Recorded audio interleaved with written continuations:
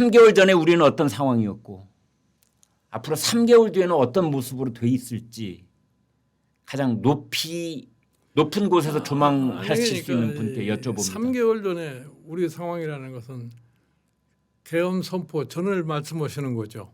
그렇죠. 네. 네. 11월이죠. 지금부터 3개월 전. 11월인데 네. 과연 11월에 우리 상황이라는 것이 네. 실질적으로 대한민국이 위기에 처했느냐. 네. 그 계엄을 선포할 수밖에 없는 그러한 소위 정치, 경제, 사회 상황이었느냐. 내가 보기에는 그렇지는 않았던 것 같아요. 아, 네. 그런데 12월 3일 날 저녁에 갑작스럽게 지금 윤석열 대통령이 계엄 선포를 하지 않았어요. 네. 그래가지고 지금 이런 사태가 벌어진 겁니다. 네.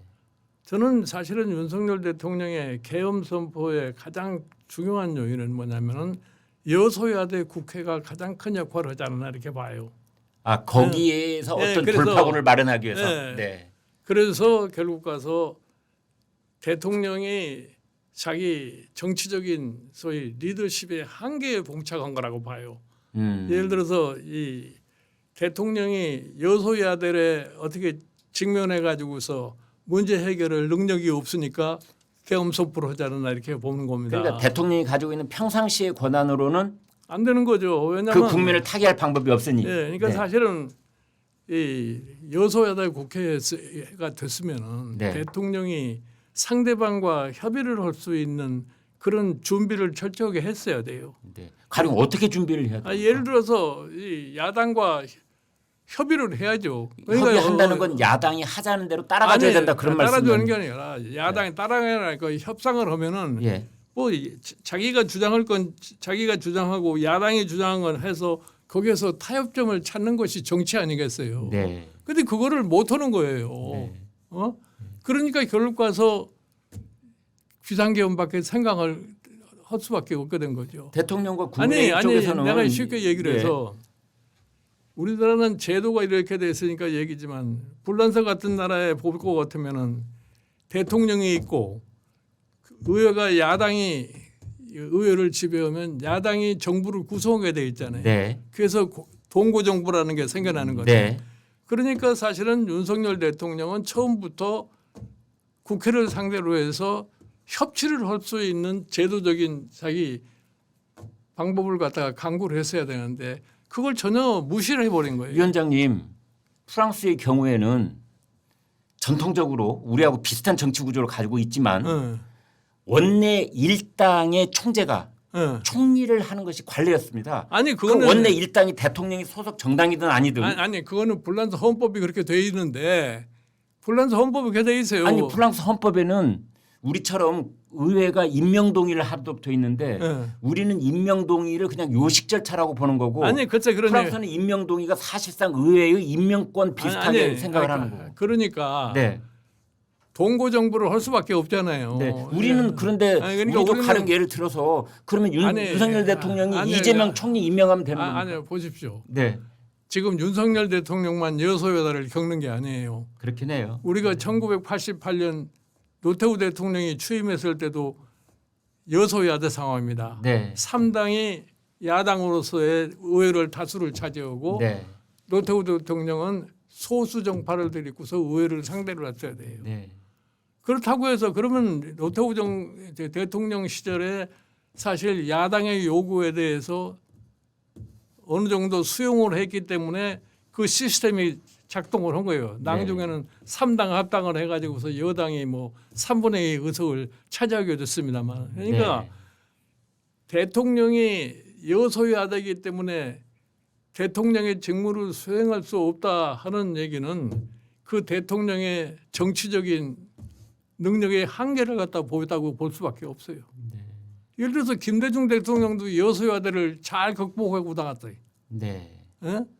근데 나는 솔직히 해서 내가 대통령 선거 전에 윤석열 대통령과 참 선거대책위원장을 하면서 내가 했다고. 당신 대통령이 되더라도 야당이 국회를 장악하고 있으니까 네. 그 사람들과 어떻게 협치를 할 수 있는 장치를 당신은 생각을 해야 된다. 이런데 본인 생각은 뭐냐? 내가 대통령이면 마음대로 하면 되는 거지. 그런 게 필요가 없다. 그때 위원장님이 가지고 계신 협치의 방식이라는 건 어떤 거였어요? 아니 그러니까 예를 들어서 내각을 구성하는데 예를 들어서 예. 야당에 어느 정도 활용도 해주고 가령 장관의 경우에 예를 들면은 그 뭐 야당이 원하는 쪽 뭐 노동부 장관이라든지 예를 들면 아니 예를 들어서 장관 몇 석을 그쪽도 줄 수도 있잖아요. 줄 수도 있다. 뭐 아주 쉽게 얘기를 하려면 총리를 그러면 당신네들이 내놔라 말이야. 예. 그렇게 될 수 있는 거 아니에요. 네. 그러면 뭐 국회 임명동의도 그냥 자연히 되는 거고. 그런 거죠. 네. 그렇게 해서 정치를 풀어나가야지. 네. 정치를 그냥 원사이드로 이끌어갈 것 같으면 충돌밖에 될 수밖에 없어요. 네. 그러면 사실상 우리 대통령제에 지금 말씀하신 건 의원 내각제적 요소를 많이 받아들여라, 수용하라. 그러니까 국회를 장악하고 있는 정당의 어떤 국정 운영을 흡수를 해줘라 이런 뜻 아니십니까? 아니 약간은 흡수를 해줘야죠. 그렇지 않으면은 예를 들어서 야당이라고 하는 거는 네. 그 다음에 집권을 목표로 오기 때문에 여당한테 절대 협조를 안 해요. 네. 자기네들도 일정한 권한을 행사할 수 있도록 해주지 않고서 그냥 맹목적인 협조를 바라는 건 협조가 될 수가 없어요. 그래서 이제 그 위원장님이 보시기에는 뭐 자연스럽게 개헌 얘기로 이제 넘어가 본다면은요. 네.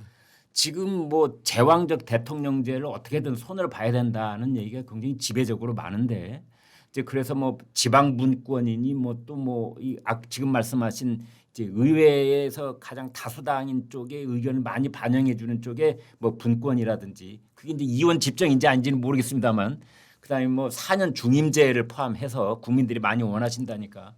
자 이런 얘기가 지금 테이블 위에 와서 얘기들이 나오고 있는데 위원장님이 구상하시는 개헌의 방향은 어떻게? 저는 현재 사실은 이 87년 체제하에서 대통령의 막강한 권한을 갖다가 가지고 있고 그 권한이 의회의 다수와 대립이 되는 상황에서 오늘날과 같은 상황이 전개된 거 아닙니까? 네. 근데 이게 이번에 처음 있는 것도 아니고 지금 박근혜 대통령 때도 여소야대가 돼가지고 박근혜 대통령이 탄핵을 받게 되고 이번에 지금 윤석열 대통령도 똑같은 상황이 된 거 아니에요? 네. 그러면은 집권 중에 선거를 해가지고서 패하면은 그 정권이 그냥 무너지는 그런 신뢰를 지금 겪고 있는 거라. 총선을 패배한 대통령 예, 예를 예. 들면 네. 그래서 제가 보기에는 이제는 의회와 정부가 일치되는 그러한 시스템을 갖다가 만들어줘야 되지 않느냐 이런 얘기입니다. 그럼 어떻게 잘 저는 상상이 안 되는데. 아니 그러니까 내각제가를 하면은 이런 복잡한 문제가 없어요. 위원장님 그 내각제 하자는 주장이시죠? 아니 뭐 그런 주장이 아니다. 그 주장은 그리고 아니고. 예를 들어서 이 대통령제를 하더라도 대통령과 의회를 동시에 선출하는 시스템을 가지면은 정부와 의회가 일치돼서 갈 수 있는 상황이 될 수 있다 이런 얘기예요. 그러니까 다음 언제쯤이 될는지 모르지만 가령 2028년에 그때 국회의원 선거가 있을 때 대통령 그때 같이 뽑자 이거예요. 대통령도 같이 뽑자. 예. 아, 그에 제가 예를 들어서 불란서를 보면은 네, 1981년에 밑대랑이 대통령이 됐어요. 네, 그래가지고 2년 후에 총선을 했더니 드골파들이 승리를 해가지고서 동구 정부를 할 수밖에 없어요. 네.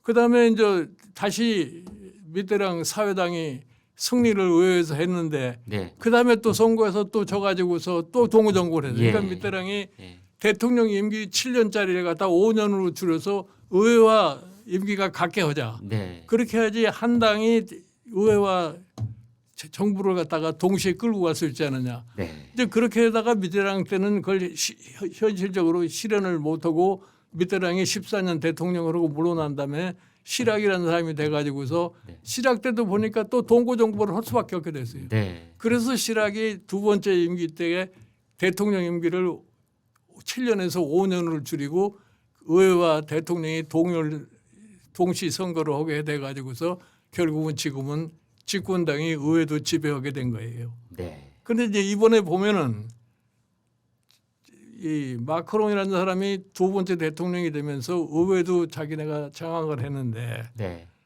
지난번 구주 의회 선거에서 우파한테 졌단 말이에요. 네. 그러니까 이 사람이 느닷없이 의회를 해산을 해버려 가지고서 네.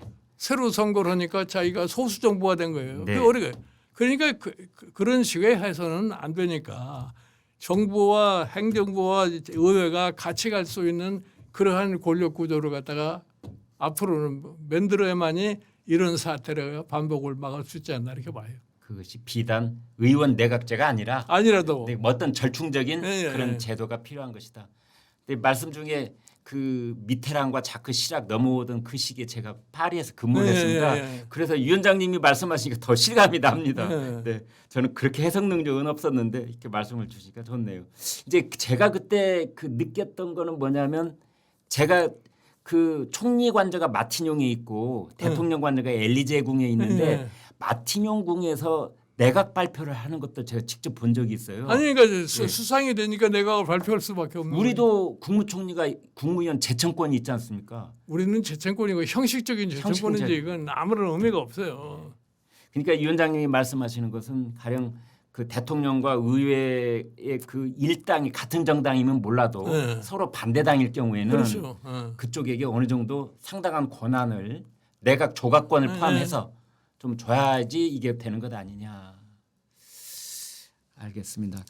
개헌이 만약 하게 된다면 그런데 지금 개헌을 하는 데 있어서 이런 논의의 가장 큰 걸림돌이 이재명 대표다 그런 얘기들을 다들 하고 있잖아요. 이런 얘기는 여권에서 하고 있는 얘기가 아니고 뭐 법조계 또는 뭐 법학자들 다 그런 얘기들을 합니다. 개헌에 이재명 대표가 그러니까 언제든지 차기 대권에 가장 1등을 달리고 있는 사람이 흔쾌히 동의를 해야만 개헌 논의를 할 수 있다. 내가 보기에는 이재명 대표도 막상 대통령에 출마하게 되면은 예. 개헌 논의를 안 받아들일 수 없을 거예요. 시간이 없는데요. 조기 아니, 대통령은 시간이- 언제 그 시간에 그걸 하겠습니까? 지금 만약에 이 헌법재판소에서 이 탄핵을 인용이 되면은 네. 인용한 지 2달 안에 선거를 해야 되잖아요. 네. 가령 3월에 있으면 5월에 선거 아닙니까? 글쎄 네. 그렇게 되면은 이재명 씨도 후보로 등판을 하려고 그럴 거 아니에요. 네. 후보로 등판을 하려고 하면은 이재명 대표 스스로도 개헌에 대한 자기의 입장을 갖다 발표할 수밖에 없을 거예요. 아니 지금 우리나라에서는 네. 대통령 되고 싶은 사람은 개헌을 안 하려고 그래요. 네네네. 헌법상에 주어진 막강한 권력을 행사하면 된다 이렇게 생각해서 개헌을 안 하려고 그러는데 네. 나는 솔직히 얘기해서 지난 4월 달에 총선에서 국민의힘이 패배해가지고서 야당이 190석을 차지하게 됐을 적에 네. 나는 윤석열 대통령이 본인 스스로가 개헌을 제시할 줄 알았어요. 아 그때 네, 왜냐하면은 총선 직후에 예를 들면 네. 내가 대통령을 해보니까 예. 의회와 행정부가 달라가지고서는 도저히 국가 운영이 불가능하다. 그러니까 우리가 개헌을 하자. 네. 그렇게 나올 줄 알았는데 개헌 얘기를 하지 않고 비상계엄을 한 거예요. 이분이. 그 당시에 만약 윤석열 대통령이 작년 5월쯤에 개헌을 내놓는다면 그때 어떤 안을 내놨어야 되는 겁니까? 아니 그러니까 뭐 4년 중림제로 해서 국회의원과 대통령을 동시에 선거를 하든지 네. 그렇지 않으면 내각제를 하자고 하든지 둘 중에 하나를 했어야죠. 아 예. 지금 그래가지고 이렇게 돼 있는데 네. 그러면은 가령 그 여권이 됐든 야권이 됐든 이제 가령 5월에 선거가 치러진다 그러면 양쪽에 뭐 저쪽은 뭐 이재명 굳은자일 것 같고요. 네. 이쪽은 이제 누가 될지는 모르는 그런 네. 상황인데 어쨌든 양쪽 다 개헌에 반대할 수는 없을 것이다. 아니 나는 우리 김 의원님한테 말씀드리고 싶은 거는 다음 대통령 출마하는 사람이 대통령이 되면은 네. 지금 22대 국회의원 임기가 3년이 남아요. 그렇죠. 그러면 그 3년 안에 개헌을 해가지고 예. 2028년에는 대통령하고 국회의원을 동시에 선거를 하든지 그렇지 않으면 내각제를 하든지 둘 중에 하나 하면은 행정부와 입법부가 같이 갈 수 있는 그러한 권력 구조가 될 수가 있어요. 그런데 지금 위원장님은 5월쯤에 만약 대통령이 새로 나온다고 가정을 해봤을 때 그 사람은 뭐 자연스럽게 5년 동안 또 제왕적 권좌를 누리게 되는데 그걸 2년을 깎아먹으려고 할까요? 아니 솔직히 얘기해서 예, 이번 선거의 상황은 과거하고 다릅니다. 다르다. 예, 이재명 대표도 너무나 지나친 욕심을 부리면은 꼭 당선된다는 보장이 없어요. 하긴 그래요. 예. 네. 그러니까 본인도 그 문제에 대해서는 통상적인 여론을 따라갈 수밖에 없을 거예요. 네. 그리고 솔직히 얘기해서 대통령이 3년 동안에 아무것도 못하면은 나머지 2년 동안도 아무것도 못해요. 근데 위원장님 이런 말들을 합니다. 지금 어찌 됐건 이재명 대표는 그 더불어민주당 플러스 다른 야당 포함해서 190석 가까운 영향력을 행사할 수 있는데 이재명 대표가 실제로 대권까지 거머쥐게 되면 190석을 가진 제왕적 대통령이 되잖아요. 그러면은 개헌을 하기는커녕 종신제를 꿈꾸는 것 아니냐 이런 말도 합니다. 그러니까 그런 쓸데없는 욕심을 가지면은 네. 대통령 선거에 실패할 수도 있어요. 아, 예. 왜냐하면은 일반적으로 생각할 적에 이재명 대표가 욕심이 많다. 예. 뭐 의회도 장악하고 있고 대통령도 되면 더 권한을 행사할 수 있지 않느냐. 이제 무슨 짓인데 그러니까 못 하겠습니까? 그것이 이재명 대표의 가장 큰 약점입니다. 아, 약점이다 오히려. 그것이.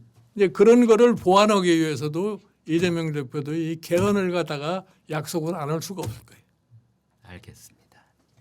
이제 어떤 개헌이 될지 그 내용은 이제 차차 논의를 하겠지만 그렇죠. 네.